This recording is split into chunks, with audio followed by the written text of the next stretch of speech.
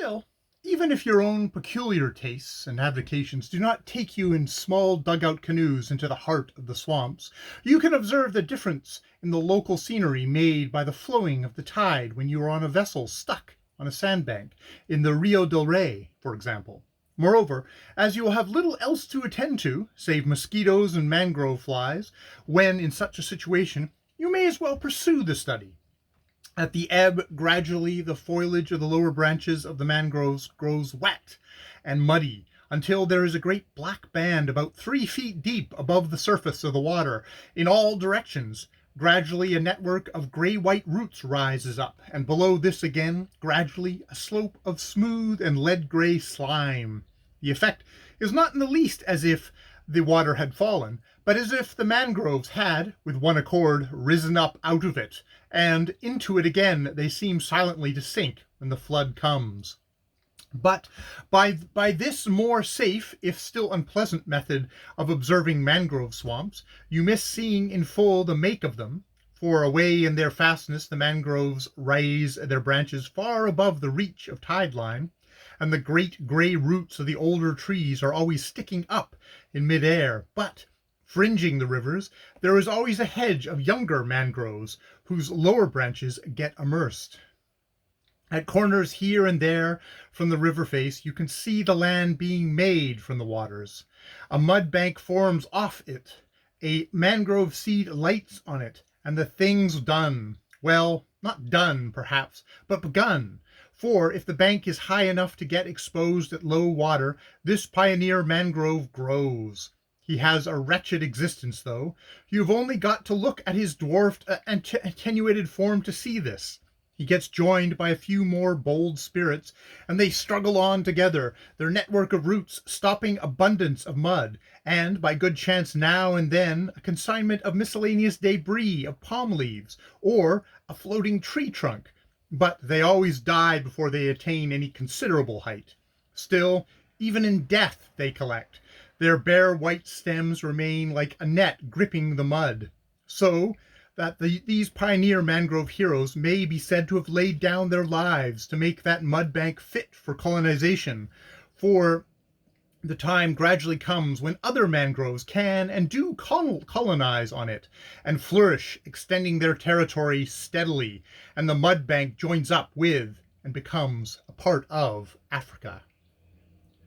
Right away on the inland fringe of the swamp, you may go some hundreds of miles before you get there, you can see the rest of the process. The mangroves there have risen up and dried the mud to an extent that is more than good for themselves, have over-civilized that mud, in fact, and so the brackish waters of the tide, which, although their enemy when too deep or too strong in salt, is essential to their existence, cannot get to their roots.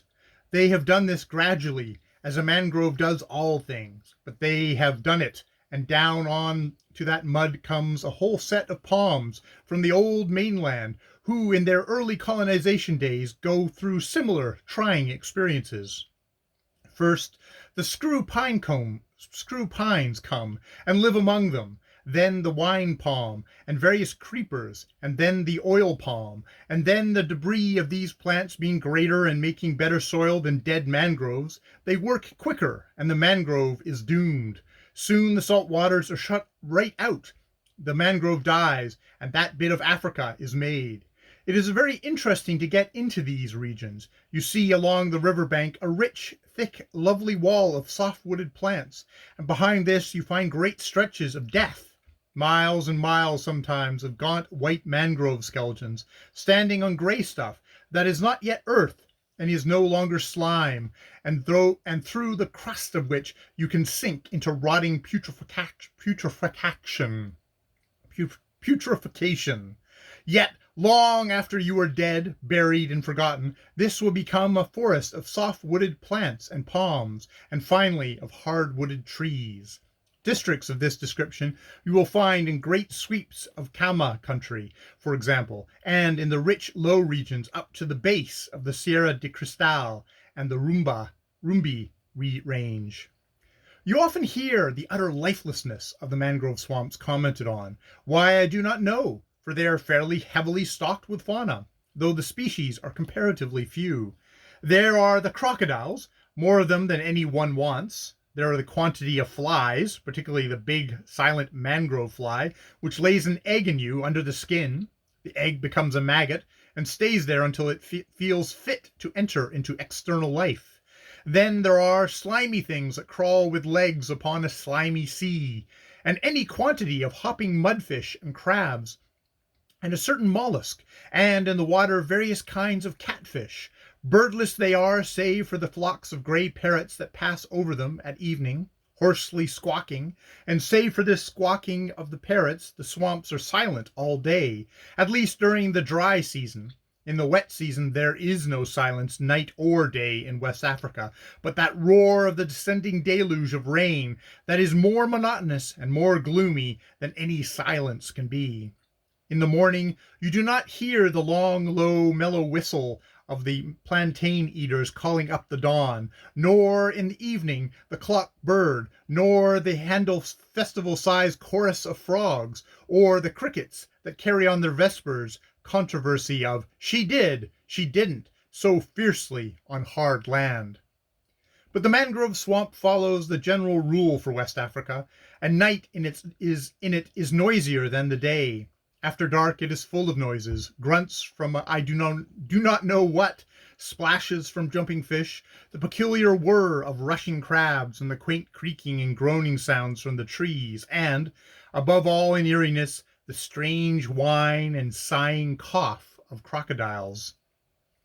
Great regions of mangrove swamp are a characteristic feature of the West African coast.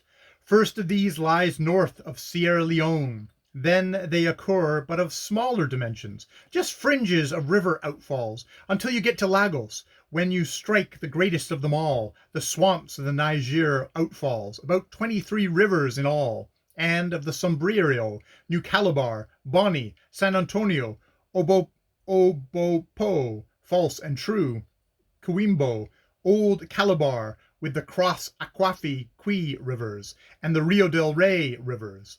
The whole of this great stretch of coast is a mangrove swamp, each river silently rolling down its great mass of mud-laden waters, and constituting each in itself a very pretty problem to the navigator by its network of intercommunicating creeks, and the sand and mud bar which it forms off its entrance by dropping its heaviest mud.